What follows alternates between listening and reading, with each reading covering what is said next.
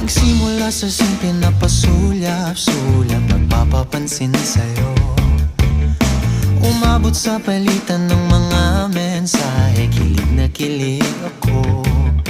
Kumusta, kain na, hello, magandang umaga.